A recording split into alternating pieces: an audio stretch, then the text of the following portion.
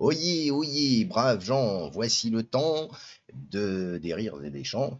Et mon cul sur la commode. Bon, mon cul, je vais pas la réenregistrer celle-là, cette intro de merde. Bon, bah, c'est Galga pour un flash info. On va rigoler tout de suite. Voilà, oh, je vais faire ma blague de con. Un dragon attaque mortal. Comme vous pouvez le voir sur ces images, le Dovahkiin n'est pas au mieux de sa forme. Allez, on voit. Non, il y a plus rigolo. Le crédit social à la chinoise s'invite au corps de l'Europe. À Bologne, en Italie, pour ceux qui sont nuls en géo. Il lance le portefeuille du citoyen vertueux. Ah, c'est de la novlangue. C'est histoire de pas te faire savoir tout de suite qu'on est en train de te la glisser profond.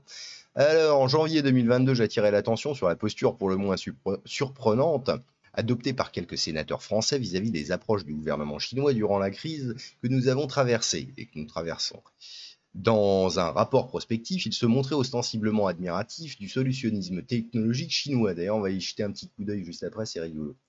Dans ce même rapport, il ne manquait pas de vanter, sans embâge, tous les mérites et les méthodes des méthodes de l'Empire du Milieu, sans omettre de valoriser certaines de ses approches les plus coercitives. Alors, si les rédacteurs de ce rapport se glorifiaient bien curieusement des réactions que leurs écrits ne manquaient pas de susciter, et pour cause, par-delà l'intentionnalité avérée de la provocation que j'ai effectivement perçue à sa lecture, putain, c'est bien écrit ici, c'est quoi déjà, contrepoint? Bah, disons, c'est pas du point mousse. Alors, il n'en demeure pas moins que prendre la Chine comme référence en matière de contrôle social, en période de crise ou non, a de quoi interroger. Bah non, non, si tu veux contrôler la population, c'est sur eux qu'il faut se gérer, hein, parce qu'ils sont très très bons. Ah ouais, ouais, c'est une référence en la matière même. Alors, dans le même article, blablabla, la société Thales, promoteur d'un digital wallet, on va y revenir, on va y revenir. Alors, le capitalisme de la surveillance qui frappe sans discontinuer aux portes de l'Europe sera, si nous poursuivons dans cette dynamique folle, si éloigné du modèle de contrôle social à la chinoise. De la dystopie à la réalité, l'avènement du citoyen vertueux à Bologne. Eh ben, la bolognaise, je sais pas ce que c'est comme viande qu'ils vont mettre dedans, mais on n'est peut-être pas loin du soleil vert. Alors, j'ai pleinement conscience que lorsque j'évoquais la mise en place à moyen terme d'un portefeuille citoyen obligatoire, on approche en Europe et en France, avec toutes les améliorations possibles, inhérentes, récompenses et sanctions que cela pouvait naturellement relever de l'outrance pour certains. Bah non, ça n'existera jamais chez nous. C'est chez les connards, là, les Shintok et tout, les bouffeurs de chiens. Là. Mais nous, non. La démocratie, pays des droits de l'homme, mon cul sur la commode. Un citoyen vertueux récompensé versus un mauvais citoyen stigmatisé ou pénalisé. Pas de ça chez nous, dame non. Pas en démocratie, terre de la libre pensée, de la liberté de conscience et du libre arbitre. Il ne m'est nullement agréable de citer Lénine. Les faits sont têtus. Sacrément têtus, ils ont la tête dure. Ouais. Malheureusement, tant pour moi-même que pour ceux qui pouvaient à juste titre douter de la clairvoyance de mon propos, le crédit social à la chinoise que j'annonçais va poser un premier pied dans notre débocratie. Oui. Pourtant, j'ai pas le nez bouché, c'est bizarre. Européenne. Les premiers Européens à tenter l'expérience sont nos voisins et cousins italiens.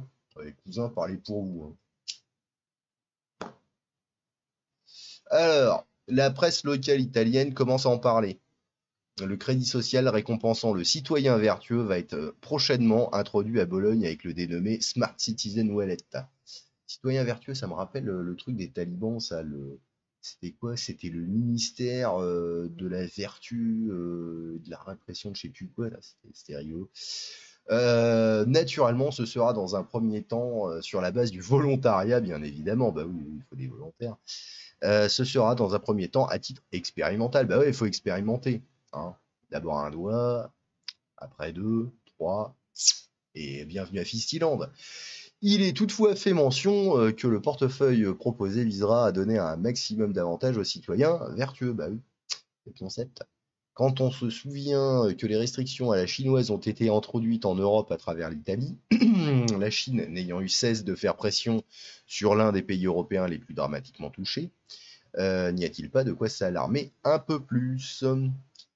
Ah là, voilà, c'est rigolo, hein. Les citoyens seront reconnus s'ils trient les déchets, s'ils utilisent les transports en commun, s'ils gèrent bien l'énergie, s'ils ne prennent pas de sanctions de la part de l'autorité municipale, s'ils sont actifs avec la carte culture. Carte culture. Je sais pas ce que c'est cette merde, mais c'est... Bon.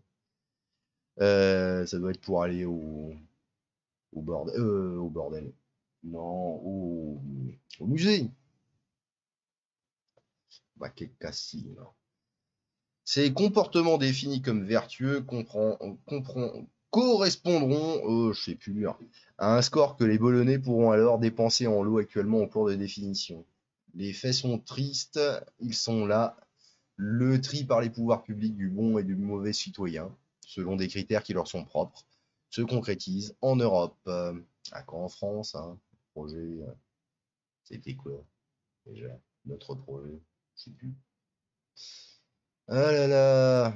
Quant à définir ceux qui relèvent de la vertu, voilà une entreprise, ma foi, bien audacieuse. Tu m'étonnes. Ouais, faut-il comprendre que celui qui ne se pliera pas aux critères des idéologies dominantes ou de ce qui sera considéré vertueux par quelques politiciens sera d'abord pénalisé par la privation d'avantages avant d'être marginalisé. Et ouais, hein, le bouc émissaire, tout ça. Alors, comme le reconnaissent les porteurs du projet, la question de la vie privée et de la résistance que ce projet pourrait rencontrer chez les citoyens demeure. Alors, ben, encore heureux, tout en s'empressant de préciser, évidemment, personne ne sera obligé de participer, pour l'instant. Ausweis! Bien persuadé toutefois qu'au regard des avantages qui seront conférés aux bons citoyens, ces derniers seront nombreux à les rejoindre. Nous voulons qu'ils comprennent qu'ils ne sont pas des losers, mais que leur comportement est récompensé. Tiens, sucre. Un sucre? Allez, tiens, prends ton sucre. Ou c'est un bon toutou. Oh, toutou, bon toutou. Oh, coulou, coulou, coulou. Hein? Ah, putain. Bon. Alors. Inutile d'être un grand visionnaire pour anticiper la suite de l'expérience, tu m'étonnes. De mon point de vue, il y aura dans un premier temps ceux qui participeront, les cons, une participation qui pourra être présentée de façon extrêmement réductrice, ouais, crise économique, pouvoir d'achat, lendemain incertain, par ces initiateurs comme une première preuve de la volonté citoyenne de certains. Bah ouais, tu prends quelques cons, c'est bien, ouais, c'est pour notre bien, on va remplir une fiche nous autorisant à aller nous balader. Oui, c'est bien, c'est pour notre bien. Ouais, ouais, il y en a des comme ça. Bon, voilà. Après les récompenses viendront les pénalités. Alors ça va être quoi? Hein? Merde. Bon, et alors bon, il y avait un autre petit article qui date un petit peu plus du pass vaccinal au portefeuille numérique obligatoire. Voilà, la question, les portefeuilles numériques existent-ils? La réponse est oui. Les arguments de ces promoteurs pour inventer les mérites sont simples, le confort, la facilité. Bienvenue dans le monde du Digital ID Wallet, peut-on lire sur le site de la société Thales. Ah merde. Qui avance naturellement tous les avantages escomptés de sa solution permettant de prouver son identité, notamment sur Internet, et d'affirmer que le confort et la tranquillité d'esprit qu'apporte le Digital ID Wallet aux citoyens est indéniable. Ah oui, c'est indéniable, ouais, il y a une tranquillité d'esprit immense d'avoir un keuf posé sur son épaule et dans sa poche et dans son cul. Allez. Dans le même temps, il permet au pouvoir public de créer un compagnon mobile aux documents d'identité physique. Ouais, bon. Je sais pas, on a carte d'identité, carte vitale, ça va, hein, déjà, tout va bien, hein. Il présente ainsi l'avantage d'être simple à émettre, à gérer et à vérifier tout en offrant un outil puissant pour lutter efficacement contre l'usurpation d'identité. Je vois pas trop comment, mais réduire le travail administratif et soutenir l'économie numérique.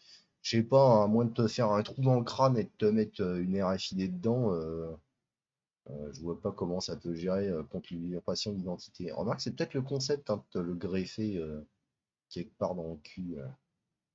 Enfin, ouais. Bon, hein. Magnifique, hein. Passe sanitaire, passe vaccinal, portefeuille numérique, bah ouais, c'est la Sainte Trinité. Bien, bah les petits loups, c'était le flash info du jour. Enfin, en tout cas, du jour, peut-être pas. Il y en aura peut-être d'autres. On sait jamais. Allez, bisous, bisous, amusez-vous bien.